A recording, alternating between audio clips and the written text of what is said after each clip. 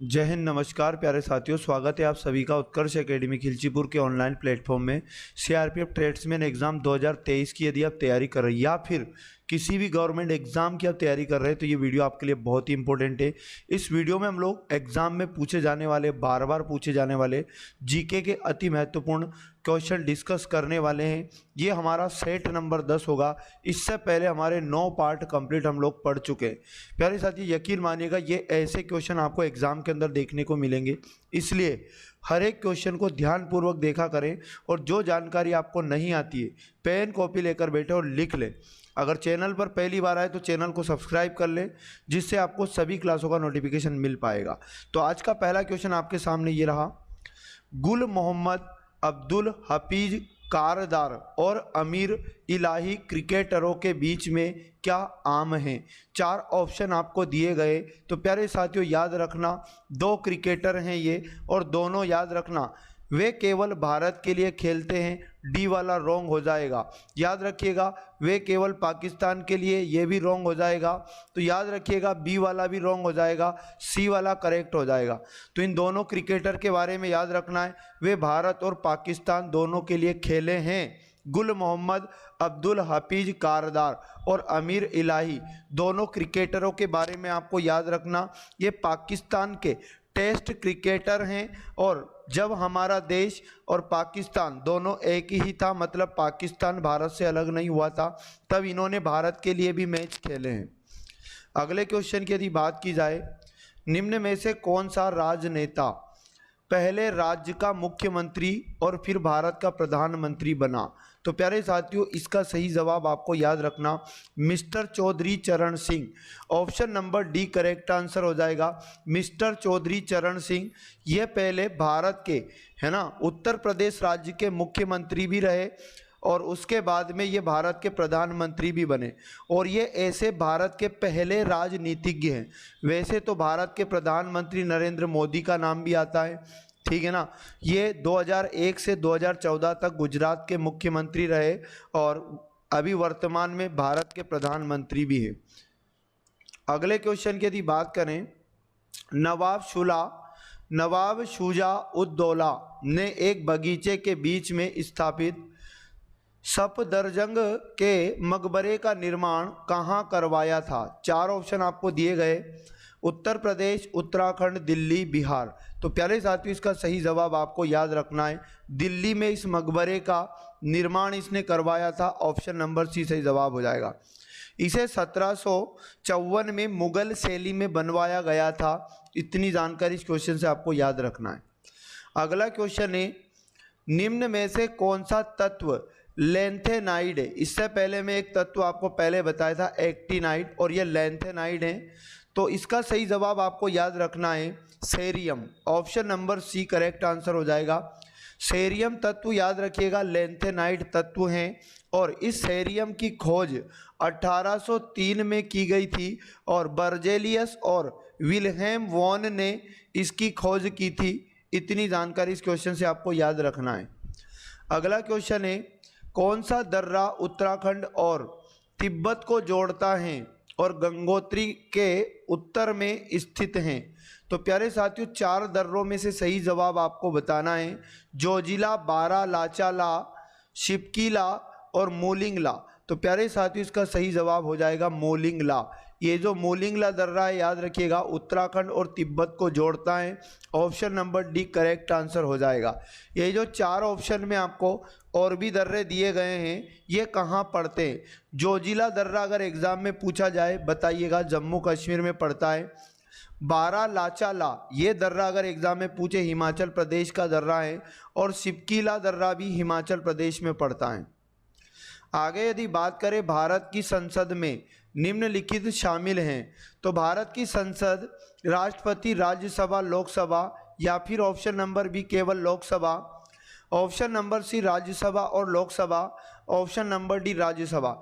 तो प्यारे साथियों, याद रखिएगा जो भारत की संसद है उसका निर्माण राष्ट्रपति, राज्यसभा और लोकसभा तीनों से मिलकर हुआ है। ऑप्शन नंबर ए बिल्कुल करेक्ट आंसर इसका याद रखिएगा। आगे यदि बात करें, निम्न में से किसने गरीबी हटाओ का नारा दिया था?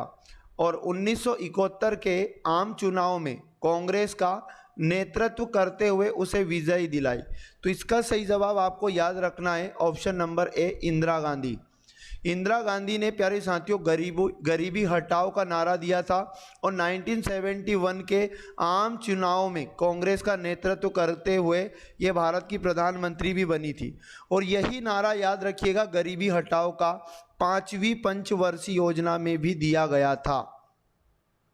आगे यदि बात करें, निम्न में से कौन सा पौराणिक महाकाव्य गुरु गोविंद सिंह द्वारा दोबारा लिखा गया था? तो इसका सही जवाब आपको याद रखना है ऑप्शन नंबर सी, यानी कि रामायण।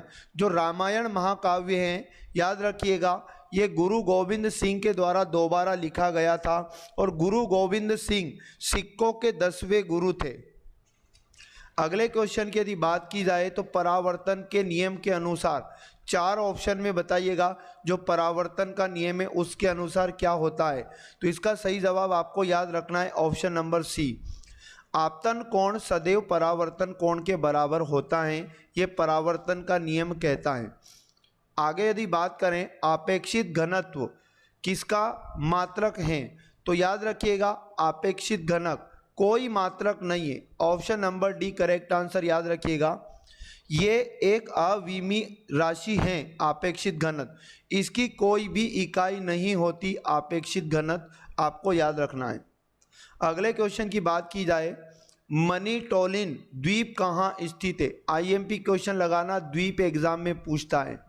तो मनीटोलिन द्वीप अगर एग्जाम में पूछा जाए तो कनाडा, इसका सही जवाब option number B correct answer हो जाएगा। और याद रखना मनीटोलिन द्वीप दुनिया का सबसे बड़ा झील द्वीप है।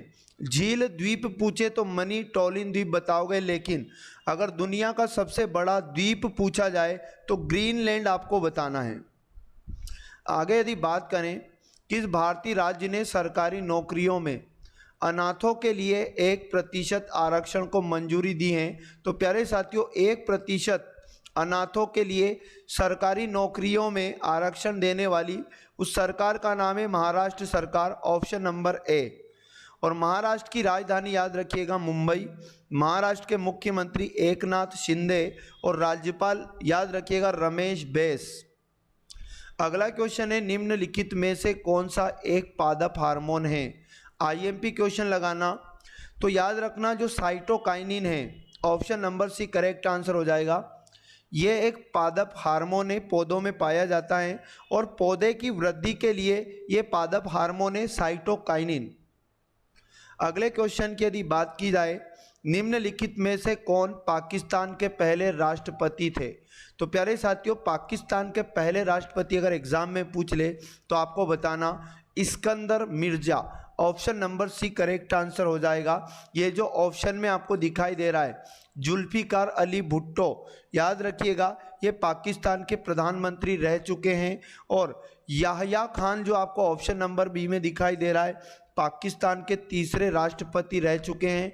और याद रखिएगा जो अयूब खान हैं ये एक भारतीय अभिनेता का नाम है जो हिंदी फिल्मों तथा धारावाहिकों में अभिनय करते हैं।